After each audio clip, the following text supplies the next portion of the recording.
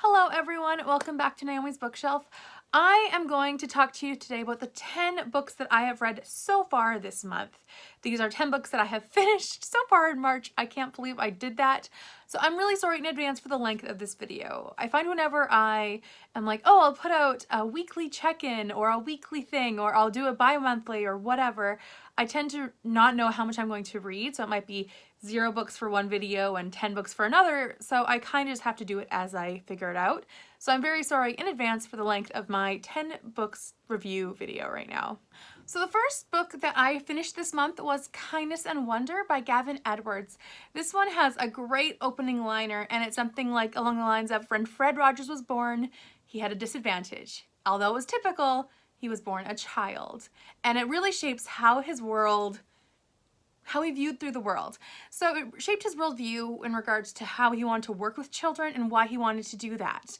The first half of the book follows Mr. Rogers, or Fred in this case, as a lot of people called him, and the author calls him that in informal situations. As he grows up, his being born situation, as his childhood progressed, along the way through to working in television, working with children, becoming a minister, all of those different things all the way up until his death. The first half follows only that. It's really incredible. And the second half is, I think, 10 lessons that we can take from Mr. Rogers now and put into our lives now to become more like Mr. Rogers. And it was a really interesting way, because some of those things I was like, I really need to work on that. Like, one of the lessons at the end was being present and always willing to take every opportunity. So if you're rushing off to a meeting, one of the stories is that Mr. Rogers was going somewhere to a meeting. He was in an elevator, and there was a student in the meeting, like a university student in the elevator, who's like, I just saw one of your shows again, and I needed that. And he's like, tell me all about yourself. And so he was there in that moment with that young man, and he didn't care about his meeting and the rush that he had to go to. And it makes all the world of difference to people. And that's why Mr. Rogers is something that I was really interested in. And so I think you should read this book at all. If you like Mr. Rogers, if you like nonfiction, I did not grow up watching too much Mr. Rogers, but I want to go back and kind of watch them now as an adult. But I highly recommend it. I gave it 5 out of 5 stars. The next one that I read was Sweetness at the Bottom of the Pie by Alan Bradley. Now this one was a 3. It was kind of an interesting one. It's a cozy mystery set in the 50s where it follows this young girl named Flavia as she is a chemist. She loves poisons. She's very advanced, and it's not really realistic in that way, but it's still fun. And it follows her as her father is meeting with a man. She overhears it.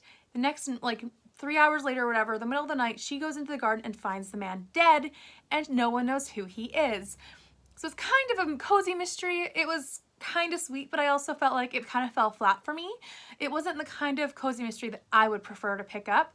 I am very picky about cozy mysteries though, so I think a lot of people will like this one. If you like cozy mysteries, give this one a shot. It's like 10 books long, the series, and I've heard it's a really good series if you like that, and it does build on it. It does follow Flavia, who is 11, but it doesn't always sound like an 11-year-old talking, and she's a little detective in all of the different ways in her small town, trying to figure out what happened to this man and what's the big end game. It was good, but it wasn't anything spectacular for me, but I think a lot of people would enjoy it if you like reading those kind of cozy mysteries. So the next one that I read was Secret Garden. I finally found my physical copy of it. So this one is for middle grade March. The other 2 were not for anything. Well, I guess the Sweetness of the Bottom Pie was March Mystery Madness. But so this one was my middle grade March, one of my picks. And so this one I read along with the March into the Secret Garden read-along, which is being hosted by Kate Howe. I managed to fly through this and I loved it. I gave it 5 stars. I loved this book so much. So it follows Mary as Mary Lennox. She grows up in India. She's born there. She's raised there by the servants there. Her parents don't care one whiff about her at all. And she just grows up being a spoiled brat because she can be and no one tells her no. And so when her parents die from the cholera, I think it was, she goes to England to her closest living relative, and basically it's a shock of the world for her to discover she's not the center of the universe, and that people actually she has to work for a relationship sometimes. It's all about her and this garden love, and she's always interested in it. It's just interesting to see at the beginning when she is like trying to make a garden while she's waiting to go to England. And then in England, she discovers all the gardens and she loves it. And she's intrigued by the talk about this secret garden that's on the property that no one knows how to get into. No one knows where the key is, and it is a mystery. She discovers new relationships, new friendships. She discovers a new family, and it's just such a sweet, sweet story. I think you should totally read it if you haven't read The Secret Garden. I've already bought Little Lord Fauntleroy for another book that's written by Frances Hodgson Burnett, because I really loved this book. It just was such a wonderful little story to jump into and like not escape from, to be honest. The next one is The Job by Janet Evanovich and Lee Goldberg. This one counted for not middle grade March, but for my March Mystery Madness. Now, I can't tell you what The Job is about, but basically I'm just gonna say that if you love a quick-paced, fast action series, pick up The Heist as the first one in this O'Hare and the O'Hare and Fox series, as it follows Kate O'Hare and Nicholas Fox, con man versus FBI woman, in lots of fun adventures. I can't tell you anything more because I would totally spoil the whole first book for you. But basically, I highly recommend it. I always give them 4 stars, and I'm right now in the middle of the next one. I am flying through this series so quick. The next one that I read was 8 Cousins by Louisa May Alcott for the Louisa May 2020 read-along. So this is another middle grade book. It follows Rose as her parents are both dead now. Her father just died, and she goes to live with her aunts. I think this book's also called Aunt Hill, like A-U-N-T, Aunt Hill. I might be mistaken on that, but I think it is as well another title. So basically, this one follows Rose as she goes to live with her aunts, like great aunts, and her uncle is now her new guardian, but he is not there yet. And so at the beginning of the book, she's just living with the aunts and trying to figure out what to do with herself. She's 15. She doesn't really know much about life, I think. And like she knows life, but her father just died, and she's really unsure what's going to be her future. And so she is there, and she meets her 7 boy cousins, and so they make 8. And she's like, I don't like boys. So it's just such a great, heartwarming book. Again, I really loved this family dynamic of cousins and crazy games, and like that was my world growing up. I feel like Louisa May Alcott writes my family in her books.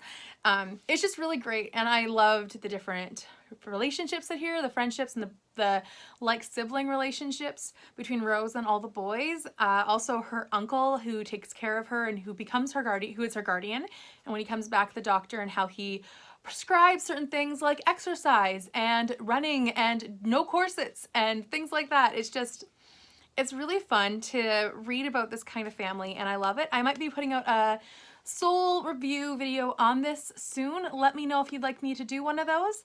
Otherwise, I highly recommend it and gave it 5 stars. Now on to a shocker that I read this month, and that was Illuminae by J. Kristoff and Amie Kaufman. I did not know what to expect while reading this book. I thought I read it for Audiobookathon, which a few of these have been for Audiobookathon, but I also read them too early because I just had to fly through them. But basically, Illuminae was a ride. I'm giving it 4 out of 5 stars. I don't know why. It did such a good job. Now, I wasn't wholly invested, and I also was not on an enjoyment level. I'd give it a 3 out of 5, but because of how well it's written and the big ending, I'm gonna give it a 4 out of 5. It was very well done considering from someone I don't read science fiction, young adult. I recommend it. Oh goodness, now my neck.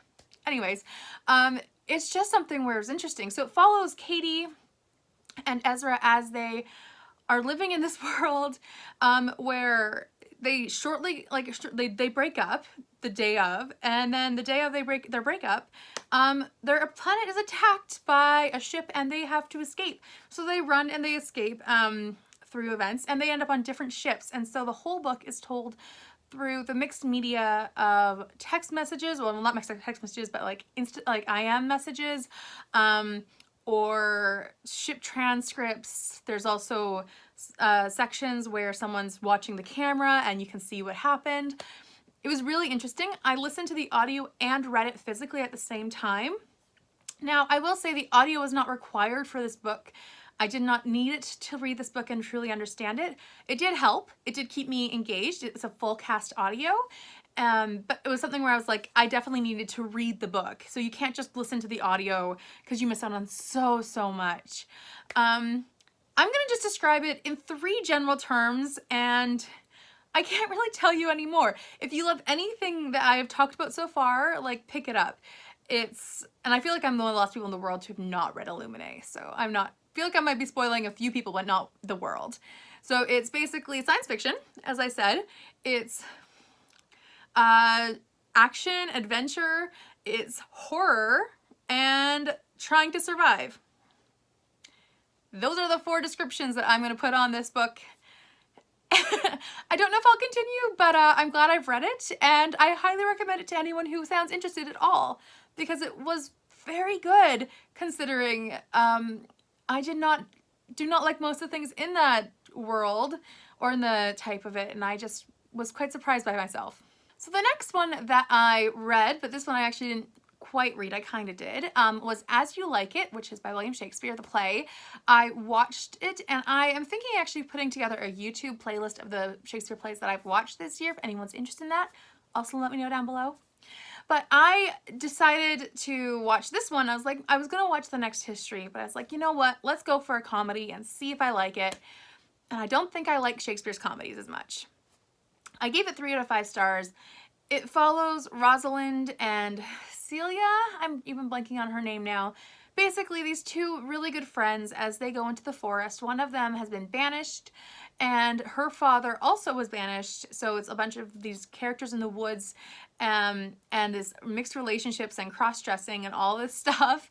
It was okay. I don't think I find Shakespeare that funny. I don't know. I like his tragedies and his histories a lot more than I like his comedies, which is interesting. So yeah, I'm giving it 3 out of 5 stars. It was mediocre for me, I guess. I don't know.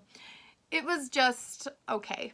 So the next book that I read was Hope by Amanda Berry and Gina DeJesus, I want to say is her last name. This follows their side of the Cleveland kidnapping case, where these 2 women, along with Michelle Knight, were held captive for 10 years plus in a home where they were continually tortured, raped, and beaten, along with deprived of many things. It's a very hard-hitting book. I do recommend it. It's just sensitive material. Basically, you follow through that. They're kidnapping, pre-kidnapping to Ariel's, the kidnapper's history. You get to see a lot more of the FBI evidence, which Michelle's book only covered her story, which is great. But they covered a lot more of the other side of things too, which are like the outside world things. Now, it is quite a hard-hitting book. So if you want to pick it up, go for it. I recommend it. But I would also just be aware that there are massive warnings for anything abuse-wise and assault-wise. Just be warned, because these now women survived so much, and they deserved the respect that they wrote in that book, and that they deserve the respect that was given to them. But it's also something where it might not be for everyone to read. I did give it 5 out of 5 stars though. I try to rate memoirs based on the quality of the memoir, not necessarily the life story behind the memoir, and I feel like this one really was amazing. So now on to something a little more happy. This is something that I kind of finished for middle grade March, but this is the only book that I had started before March, and that was The Battle of the Labyrinth by Riordan. I almost said Percy Jackson. But this one, I have been working my way through this series with my cousins Megan and Sarah. I will link them down below. We have been working our way through this series. This is book 4. We are starting book 5 very soon, and it's not something I throw in TBRs because we want to take our time and enjoy it, really savor it. So this one follows Percy as he discovers the labyrinth.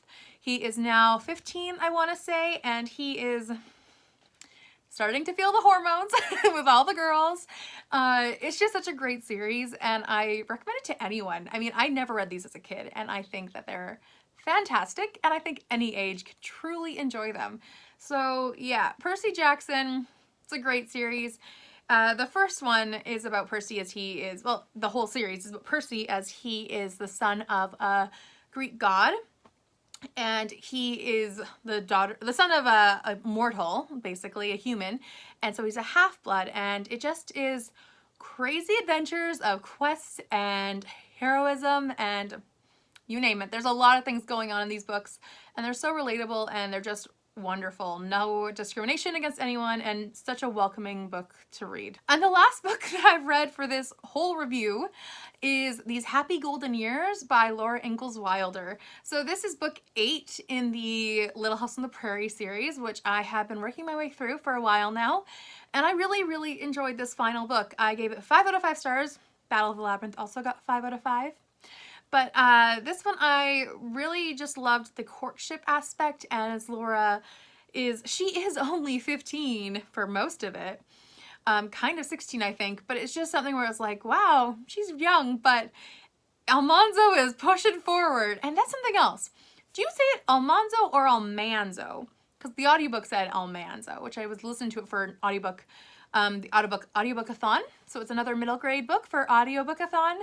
And it was just great with their family dynamics, with his courting of Laura, him, all the different levels, her going to school, like teaching. It's just really wonderful to read about and to see that end. I am going to read the next one, which is the first 4 years. I do know that that one is a lot heavier, and it covers a lot more hard topics, as after they got married, their lives were really rough. So I will be reading that next month for the Owls, as it'll fit one of the prompts perfectly. But I am very excited that I'm almost done Little House on the Prairie series, and I'm definitely enjoying the reread as an adult. So those are all the books that I read for so far in March. I would hold up a stack, but they are almost all library books that I have since returned, or books that I got as audio. Please let me know down below if you have read any of the middle grade March books so far. I'd love to hear from you if you read any of these books and want to talk about them. Thank you so much for watching. Please subscribe if you'd like to, and I will see you all with another video. Bye for now.